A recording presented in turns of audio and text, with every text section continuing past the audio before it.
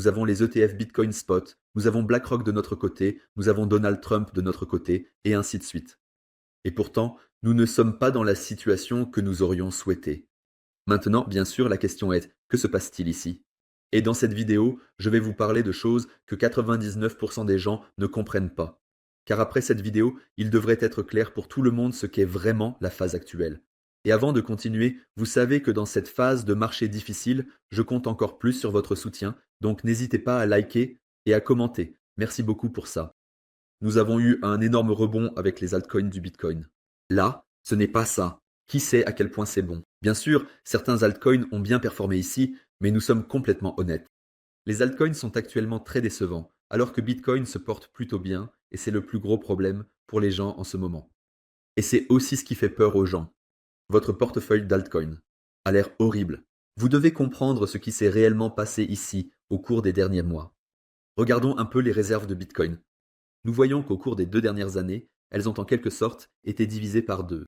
Nous avons vraiment d'énormes sorties de Bitcoin. En conséquence, le prix a bien sûr également augmenté. En outre, la situation avec le Bitcoin est extrêmement bonne.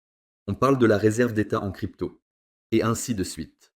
Néanmoins, la situation avec les altcoins est plutôt mauvaise. Je vais maintenant vous expliquer pourquoi. Selon un rapport de JP Morgan, la plus grande banque du monde l'année dernière, il y a eu cette énorme hausse du Bitcoin. C'était grâce à MicroStrategy. MicroStrategy a contracté autant de prêts l'année dernière que jamais auparavant. On le voit aussi ici. Hier, on voit chaque fois quand il a acheté, il a investi 2 milliards ici. Hier, il a encore investi 4,6 milliards de dollars. Encore 500 millions ici en haut. Encore 1 milliard ici en bas. Et ainsi de suite. Donc, vous voyez, ce qui se passe ici, c'est l'année dernière, chez MicroStrategy, c'était fou.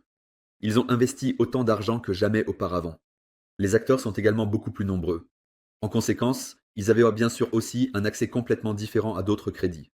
Et en fin de compte, cette énorme hausse l'année dernière était principalement due à MicroStrategy. Et bien sûr aussi les ETF Bitcoin. Car rien qu'avec les ETF Bitcoin, nous avons déjà injecté presque 100 milliards de dollars dans ce marché. Et c'est ça que vous devez comprendre. Vous vous demandez pourquoi seul le Bitcoin monte. Pourquoi tout le marché ne monte-t-il pas? Ou pourquoi ceci ou pourquoi cela? Les gens, nous avons ici deux acteurs qui ont complètement poussé ce truc l'année dernière. Et ils étaient complètement responsables de cela. D'un côté, il y a MicroStrategy qui a simplement pris des crédits complètement fous l'année dernière et a acheté des milliards de dollars de Bitcoin avec ça. Et de l'autre côté, nous avons eu beaucoup d'intérêts institutionnels qui a également accumulé ici près de 100 milliards de dollars en Bitcoin. Les deux ont fait en sorte que l'année dernière, nous avons vu ce pouvoir d'achat énorme. Bien sûr, il ne restait donc pas beaucoup d'argent. Il ne reste pas beaucoup d'argent pour les altcoins. Ces acteurs n'investissent que dans le Bitcoin. Néanmoins, je suis convaincu qu'il y aura un réajustement et je ne pense pas que ce soit fini maintenant, ou que seul le Bitcoin performe ou autre. Mais il faut comprendre où. La grande différence est entre les baleines qui achètent uniquement du Bitcoin et un cycle crypto normal. Car pour un vrai bull run, où nous verrons aussi une explosion des altcoins, une saison des altcoins, etc., nous avons vraiment besoin de beaucoup de retail sur le marché. Nous n'avions même pas autant de retail sur le marché qu'en 2021. Et je suis sûr que cette fois-ci, nous pourrions attirer 2 à 3 fois plus de retail sur le marché grâce à Instagram, TikTok, etc. Comme en 2021, c'est-à-dire le retail. Nous ne sommes pas encore au sommet, car tout cet argent vient vraiment de MicroStrategy ou des ETF. Ils nous ont en fin de compte tellement poussés ici. Ce n'était pas le stupide. Vente au détail. Mais c'est une bonne chose, car les grosses baleines doivent d'abord faire leurs courses. Ils contrôlent tout ici. D'abord, ils doivent se remplir les poches, car pour le reste, ils s'en occuperont. BlackRock, ils possèdent tous les grands groupes médiatiques, et ainsi de suite. Il veillera à ce que le Bitcoin soit bien poussé à l'avenir, s'il le souhaite. Car selon les cycles, le sommet devrait être atteint en novembre 2025 cette année. C'est aussi ce que je vois. À chaque fois après le halving, nous avons eu nos 530-560 jours. Cette année, ce serait autour d'octobre, novembre. C'est ça le truc, quand on se base sur le temps et les données. Ce qui est le plus important pour les altcoins, c'est la liquidité globale. Et nous avons par exemple vu que la Chine prévoit déjà les premières baisses de taux.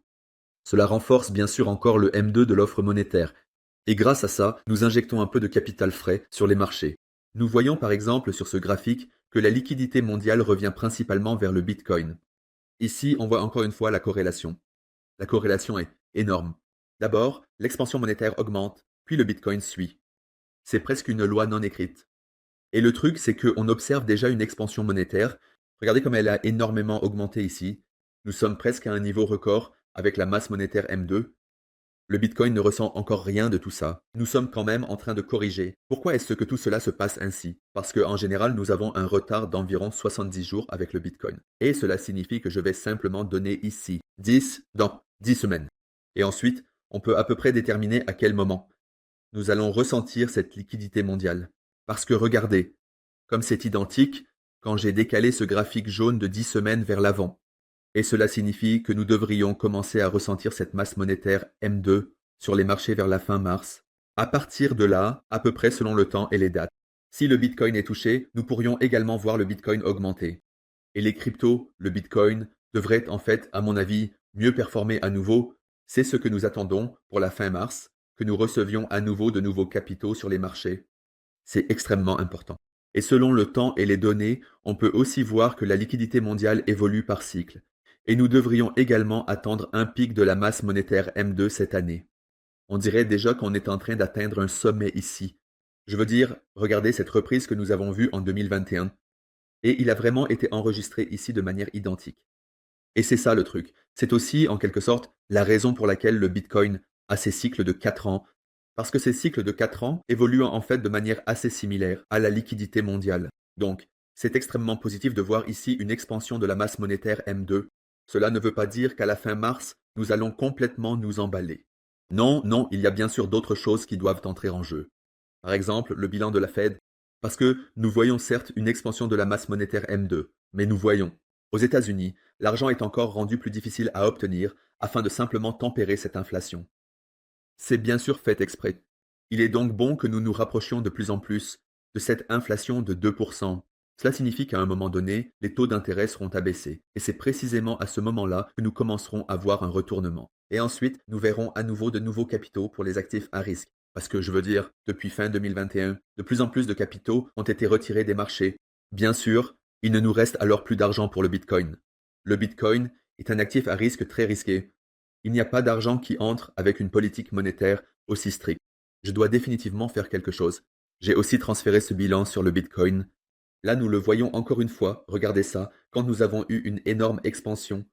Ensuite, il y a eu le gigantesque bull run, nous avons eu une correction, puis encore une correction et encore une tendance à la hausse. Encore une fois, nous avons eu un énorme run ici, et depuis, selon le bilan, nous ne faisons que corriger. Et donc, au final, de l'argent est simplement retiré des marchés, c'est actuellement le plus gros problème. Malgré tout, nous avons eu une énorme tendance à la hausse avec le Bitcoin.